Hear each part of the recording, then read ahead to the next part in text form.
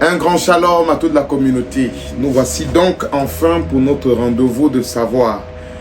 Nous allons partager sur 3 sujets qui divisent les chrétiens entre eux et même les chrétiens, les musulmans, entre autres. Notamment 3 questions. Est-ce que la femme peut-elle porter un pantalon? Est-ce qu'un homme peut-il avoir de longs cheveux? Est-ce que la femme peut-elle avoir des bijoux? Ou encore, est-ce que la femme doit se voiler pendant qu'elle prie ou pas? Voilà, nous avons des grands mouvements tels que les branhamistes en l'occurrence, et beaucoup de mouvements chrétiens tels que la vraie église, tels que je ne saurais les citer, vous les connaissez mieux que moi. Voilà, qui ont à la limite manifesté comme ça une ségrégation entre ceux qui croient en Jésus-Christ comme Seigneur et Sauveur personnel, mais ne se voilent pas, de ceux qui croient en Jésus comme Seigneur et Sauveur personnel, mais se voilent. Alors je pense qu'il est aussi de ma responsabilité en tant que théologien qui se distingue assez, parce que mes preuves sont devant toute la communauté qui me suit déjà depuis pratiquement 16 à 17 ans. Qu'est-ce que la Bible dit à ce sujet? Déjà, je vais commencer sans nous perdre le temps par la première question. Une femme peut-elle porter un pantalon? Je veux vous rappeler que on dit en philosophie que la vérité n'est ni dans la thèse, ni dans l'antithèse, mais dans la synthèse. Ça, c'est un préambule très important que je veux donner. Je ne prendrai pas un parti, mais je donnerai ce que les 2 parties disent et on trouvera ensemble le juste milieu propre pour mieux comprendre ce que la Bible dit. Et en outre, je voudrais qu'on comprenne qu'il y a ce qu'on appelle la loi et l'esprit de la loi. Les experts en droit comprennent de quoi je parle. Lorsqu'une loi est donnée, il y a un esprit derrière cette loi. Et ceux qui ont compris le dualisme, notamment la dualité entre l'Ancien Testament et le Nouveau Testament, comprennent que l'Ancien Testament, c'est l'ombre des choses à venir. Ça veut dire que les lois, les images, les faits ont une matérialisation dans le règne christique. Et il faudrait comprendre tout ça. Un peu comme l'agneau pascal, par exemple, que nous voyons dans Exode.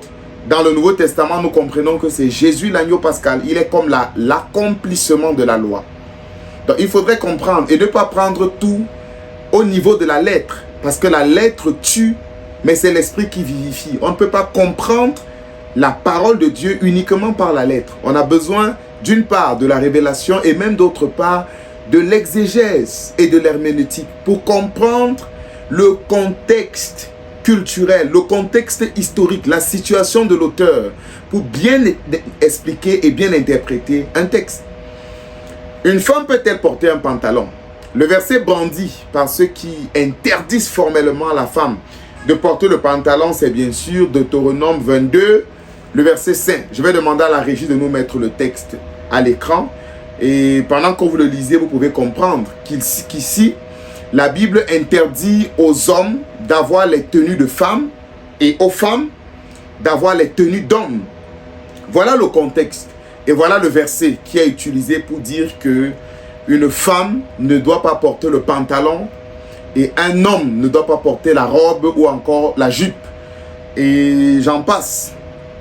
Mais la première question qu'on va se poser par rapport à l'époque de ce texte, parce que la Bible est certes la parole de Dieu, mais les 66 livres du canon protestant ont été écrits en des âges différents.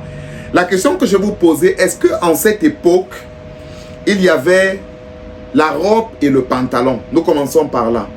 Est-ce qu'il y avait la robe? Est-ce qu'il y avait le pantalon? Tel que nous les connaissons aujourd'hui? La réponse est clairement non. Les femmes portaient certes des robes, mais les hommes portaient ce qu'on appelle des tuniques. Les tuniques, c'était aussi des robes, mais avec des particularités masculines. À côté de ça, il y avait ce qu'on appelait les soutanes. Lorsque vous allez lire vos Bibles dans 1 Samuel, chapitre 2, le verset 19, il y avait des robes particulières, des manteaux, si vous voulez, particuliers que ceux qui servaient dans le temple avaient. Voilà, donc dans 1 Samuel 2, le verset 19, cela est mis en surface. Mais le point qui va directement, je ne vais pas dire nous intriguer, mais attirer notre attention, c'est Jésus lui-même. Lorsque nous nous retrouvons dans le livre d'Apocalypse, chapitre 1, le verset 13 au verset 16, ici c'est Jean qui a une révélation de Jésus. Et trois choses vraiment très intrigantes sont soulignées sur Jésus. La première des choses, c'est qu'on nous précise, vous pouvez lire le texte, Jean chapitre 13, verset 16, verset 13, verset 14, verset 16. Alors si la lecture est faite, nous allons nous rendre compte que Jésus lui-même, dans le ciel, a trois choses très compliquées. Numéro 1, il n'a pas seulement une robe, mais on dit qu'il a une longue robe. Une longue robe. Numéro 2, il a une ceinture en or, ce qui est appelé parure par certaines personnes, ou encore extravagance par certaines personnes, ou encore évangile de prospérité. Il a une ceinture en or et c'est pas fini. On dit qu'il a des cheveux comme de la laine et de la neige. Des cheveux comme de la laine. Donc, on voit un Jésus dans le ciel qui a de longs cheveux, qui a une robe et qui a une ceinture. Mais ça, c'est terrible. Et là, nous sommes dans l'Apocalypse. Nous sommes dans l'Apocalypse. Une révélation de Jésus. On s'attendait à ce que Jésus ait un pantalon, un costume, une cravate, une veste. Si vous pouvez partager cette vidéo à des branhamistes, partagez cette vidéo à des musulmans même, pourquoi pas. Nous aurons l'occasion d'en parler parce que les chiites et les sunnites aussi sont divisés sur la question du vestimentaire. Les chiites estimant la vie un peu plus libérale et les sunnites se prétendant d'imiter la sunna qui représente les traditions même et les paroles du prophète. Ceci n'est pas fini. Alors on voit un Jésus qui a une longue robe, on voit un Jésus qui a une robe, qui a une ceinture en or et puis qui a de longs cheveux comme de la laine. Lorsque nous parcourons l'histoire de l'enfant prodigue dans Luc chapitre 15, le verset 22 plus précisément, quand l'enfant revient, qu'est-ce que le père dit?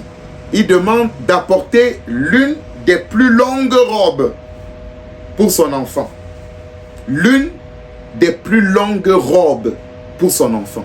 Nous comprenons très bien ici que les hommes, d'après la traduction en tout cas de Louis II, pouvaient porter des robes. Notamment, il y avait des robes pour des hommes. Alors, est-ce que je suis en train de dire qu'un homme doit porter le kaba? Pour ceux qui sont camerounais, ils comprennent aujourd'hui. Est-ce que je suis en train de dire qu'un homme doit porter la jupe? Loin de là. Ce que je suis en train de dire, pour répondre brutalement à la première question, c'est qu'il faut comprendre l'esprit de la loi. En fait, quand nous revenons sur Deutéronome 22, verset 5, ceci est une ordonnance contextualisée à la culture juive, que nous devons aussi contextualiser à chacune de nos cultures. Qu'est-ce que le verset veut dire? Le verset veut dire, et pour mieux comprendre le verset, quand vous lisez 1 Corinthiens chapitre 6, en tout cas, le verset 9 à 10, on nous mettra à l'écran ce verset dans quelques minutes. Dieu nous rappelle que les efféminés n'hériteront pas le royaume des cieux. Les efféminés. Alors, qu'est-ce que Dieu combat ici? Quel est l'esprit de la lettre? Ce que ta culture et ta civilisation reconnaissent comme étant pour une femme, toi qui es un homme, ne porte pas cela. Ce que ta culture et ton contexte reconnaissent comme étant pour un homme, toi qui es une femme, ne porte pas cela. C'est de ça qu'il s'agit. Ici, ce n'est pas un débat de top modèle, non. Ce n'est pas une interdiction bête. C'est une interdiction assez profonde. Dieu est en train de s'insurger contre le mot. Si je donne ce mot, on va signaler bien sûr le direct. Vous comprenez ce que vous appelez au Cameroun l'endepso, l'enchele. Vous comprenez bien de quoi je parle. Ndepso, nchele, que ce soit chez des hommes et les filles qui se prennent pour des boys. Vous comprenez un peu? Ça veut dire que si dans ton contexte en particulier, tous les hommes attachent des serviettes et toutes les femmes, je ne sais pas, portent des feuilles de manguier, ne porte pas des feuilles de manguier si tu es un homme. La loi, vous savez, il est très difficile de comprendre la Bible sans l'herméneutique. Moi, j'ai eu la grâce de me déplacer dans beaucoup de pays et lorsque vous découvrez des civilisations, je vous assure, ça remet en question vos dogmes. Il faut aller en Écosse. Les hommes portent des jupes, mais il y a des modèles pour hommes. Bien précis. Bien précis. Donc, si nous revenons à la question, est-ce qu'une femme peut porter un pantalon? Bien sûr que oui. Aussi longtemps qu'elle ne s'identifie pas à un homme.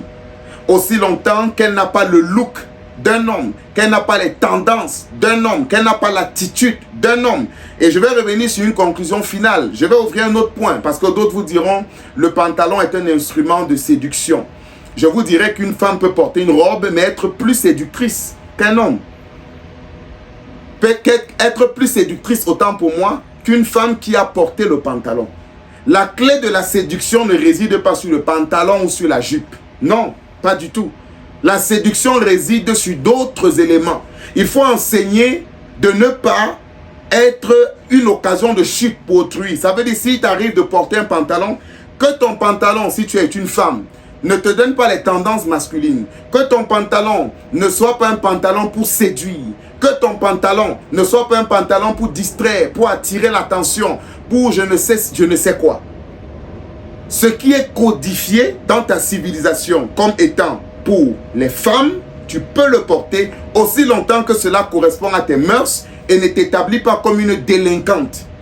Et vice versa. Si un homme est dans une civilisation où les femmes mettent le vernis, qu'ils ne mettent pas le vernis, tout simplement. Les femmes mettent les cils, les faux cils, je ne sais pas trop quoi, que les femmes se percent les oreilles et tout, qu'ils ne le fassent juste pas, selon la société et la civilisation dans laquelle ils se trouvent. Dieu s'insurge tout simplement contre les tchélés, les ndepso et vice versa. Ça, c'est la réponse que je peux donner à la première question. Alors, tu as le droit de poser tes questions en commentaire. Ça, c'est vraiment l'émission qui passe. Je vais donner des réponses à chacune de vos questions. Venez avec des versets, branamistes, tous les courants, en tout cas, qui traitent de ce sujet. Je vous invite poliment à ce qu'on discute à ce sujet. Alors, nous allons répondre directement à la deuxième question, la question des longs cheveux. Est-ce qu'un homme peut avoir de longs cheveux? Encore ça, c'est un grand débat. Est-ce qu'un homme peut avoir de longs cheveux? Le verset, bien sûr, utilisé, 1 Corinthiens chapitre 11, versets 14 et 15. Ça, c'est le verset. Il est honteux pour un homme. La nature ne vous enseigne-t-elle pas qu'il est honteux pour un homme d'avoir de longs cheveux? C'est vrai que l'une des choses qui me blesse quand même par rapport à notre génération, c'est cette tendance que nous avons à respecter les lois, mais pas l'esprit de la loi. Parce que désolé de prendre cet exemple, moi je connais particulièrement une fille qui est accro et dogmatisée par le voile, les boucles et tout ça. Mais je ne sais pas s'il y a une fille plus séductrice qu'elle, plus animée de l'esprit de Jézabel qu'elle, plus animée de déboires. Elle respecte toutes vos lois. Elle ainsi que son frère. Ils ont le voile, ils ont tout ce qui... Mais le cœur est pourri. Je ne suis pas en train de dire que lorsque ton cœur est pur, tu dois aussi mal t'habiller. J'ai bien dit dès le début que nous sommes ici entre la thèse et l'antithèse pour en tirer une synthèse. Les longs cheveux, il est honteux pour des hommes. S'il vous plaît, il faut savoir que le livre de Corinthe s'adresse à une population gréco-romaine. Et il faudrait, je vous invite à lire le livre de Briand, Moire, Classical Review en particulier. Et vous pourrez mieux comprendre la civilisation romaine, gréco-romaine, qui régnait dans l'île de Corinthe pour bien comprendre le contexte. Mais cependant, allons-y. On va dire c'est Paul qui l'a dit. C'est la Bible qui l'a dit, c'est Dieu qui l'a révélé. Alors nous revenons dans la même Bible. Quand vous lisez Juges, chapitre 13, le verset 5, La Bible nous dit que Samson avait de très longs cheveux. Pourquoi ce n'était pas honteux en Israël? Puis même encore, c'était un très beau garçon. Vous savez que Samson est identifié pour sa beauté. Est-ce que vous avez déjà vu une personne dans le livre de Juges taxer Samson d'homosexuel? Non. Pourquoi? Parce que dans la civilisation juive, les longs cheveux n'identifiaient pas quelqu'un à l'homosexualité. C'est une affaire contextuelle. Il faut tout simplement comprendre cela. Ce n'est pas tout. Le fils de David, 2 Samuel chapitre 14, verset 26, qu'on appelait Absalom, il avait de longs cheveux. Il avait de longs cheveux, nous dit la Bible. Ce n'est pas tout.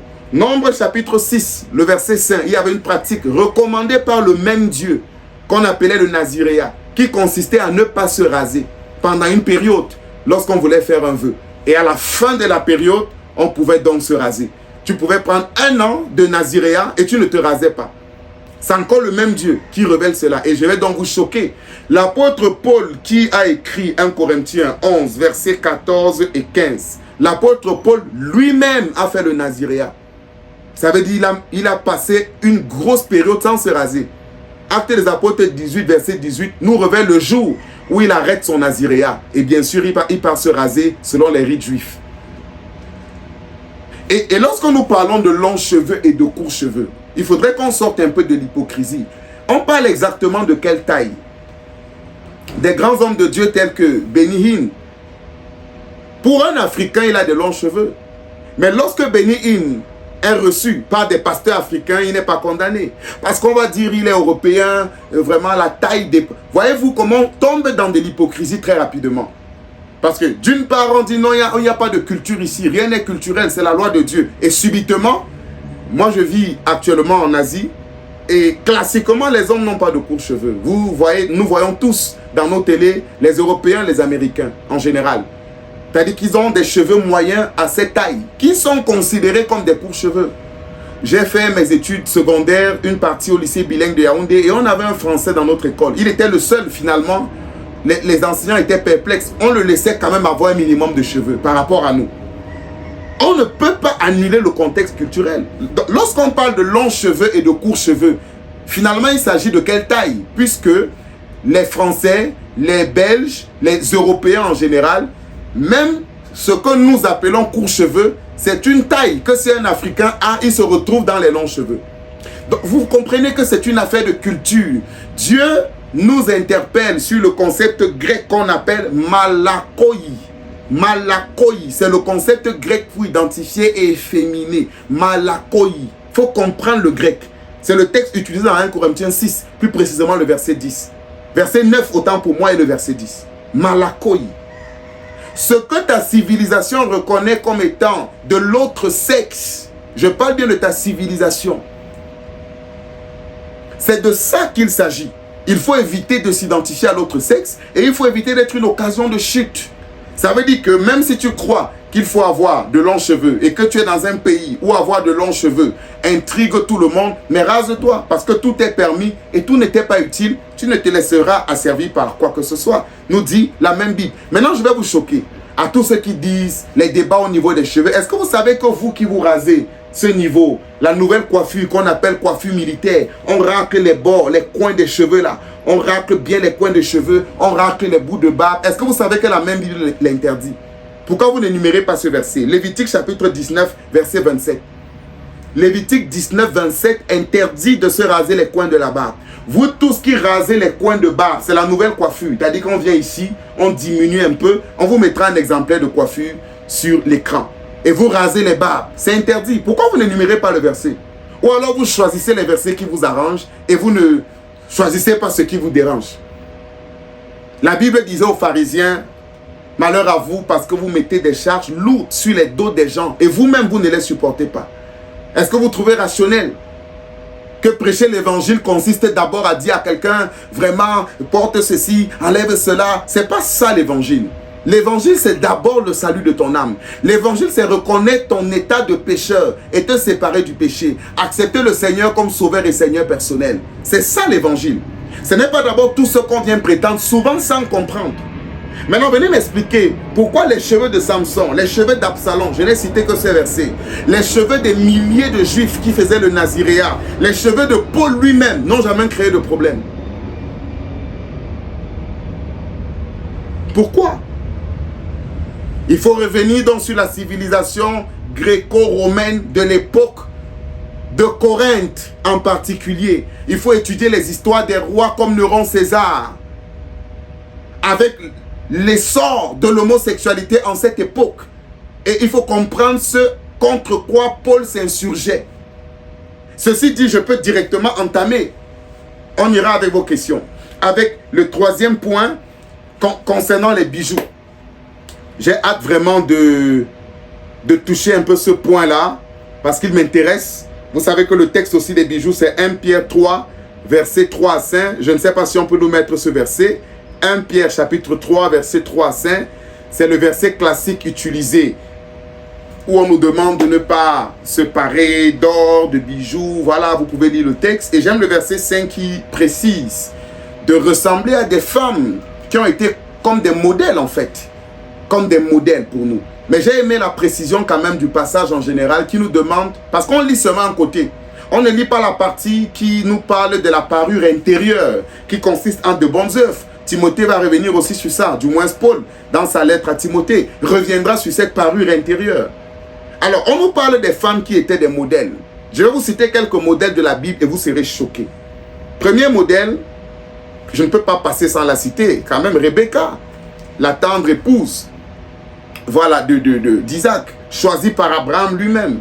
Alors, Rebecca, premier modèle, Genèse 24, verset 22 et verset 53, elle reçoit un anneau d'or et des bracelets. Voilà donc les modèles dont on dit.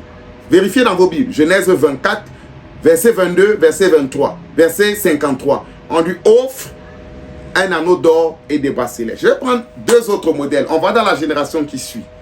Léa et Rachel, Genèse 30, verset 14. Les bergers donnent des anneaux et des bijoux à Rachel et Léa pour marquer les alliances et la richesse familiale.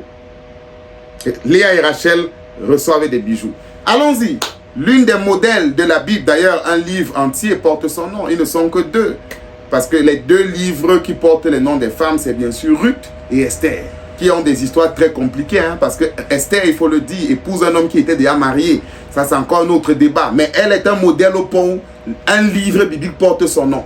L'autre livre de Ruth, on connaît tous comment l'affaire s'est passée. L'homme qui est un homme qui était déjà aussi marié, qui est venu la racheter.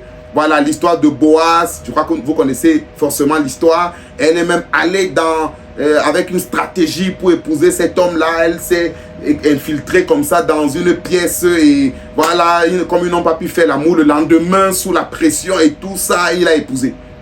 Et voilà, il a un livre qui porte son nom. Il faut comprendre l'esprit de la Bible et non entrer dans du pharisianisme. Esther, chapitre 2, le verset 7. Esther, chapitre 2, le verset 12.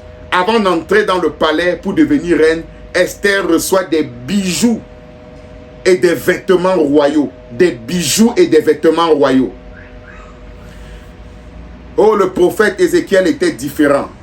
Allons-y. Ézéchiel chapitre 16, versets 11 à 12. Jérusalem est décrite comme une femme à qui Dieu met collier, bracelet et bague. Collier, bracelet et bague. Alors, je vous ai montré Rebecca, Rachel et Léa, Esther, l'image prophétique d'Ézéchiel et j'en passe. La question que je vous pose, qu'en dites-vous? Est-ce que la Bible s'interdit vraiment? Ou est-ce qu'il y a quelque chose tout simplement que nous n'avons pas compris? Voyez-vous, je vais essayer de faire une synthèse par rapport à cette affaire de bijoux. Parce que je ferai une saison 2 uniquement sur le voile en fin de cette semaine. Parce que le voile est un sujet assez intéressant. Je vous invite à lire le livre de Brian Mayer, Classic Review. Je vous ferai le résumé pour ceux qui ne lisent pas. Pour qu'on comprenne d'abord la civilisation de Corinthe. Parce que les précisions données à Corinthe, il faut bien les comprendre et bien les contextualiser. Il faut bien les contextualiser. Alors, est-ce que Dieu s'insurge contre les bijoux de manière radicale? Déjà, la réponse se retrouve dans le verset. On parle de parure. C'est quoi la parure? Il n'est pas permis à une femme de se parer. C'est quoi la parure? La parure a un sous-entendu d'extravagance. Quand on parle de quelqu'un qui s'est paré, c'est quelqu'un qui s'est encombré. Et effectivement, les bijoux ont été définis comme étant un ornement. Et vous savez que l'ornement nous expose ici, dans d'autres sens, à l'attraction des démons, à l'attraction du culte de la personne. Parce que beaucoup de sœurs, beaucoup de femmes vont en retard à l'église parce qu'elles sont en train de se maquiller. Beaucoup de femmes n'étudient même pas. C'est pourquoi même dans nos écoles, le système éducatif le plus simple interdit les bijoux. Les bijoux peuvent déconcentrer la jeune fille. Les bijoux peuvent amener la fille à être plus attirante et déconcentrer les jeunes garçons, et ce qui aura une incidence sur leur note scolaire. Dieu est en train, en tant que pédagogue, de tirer la sonnette d'alarme sur le désordre que les bijoux peuvent amener, sur le désordre que le culte personnel, l'amour de soi peut amener. Mais est-ce qu'il est en train d'interdire strictement à quelqu'un d'avoir une montre, de porter un bracelet? Je ne pense pas.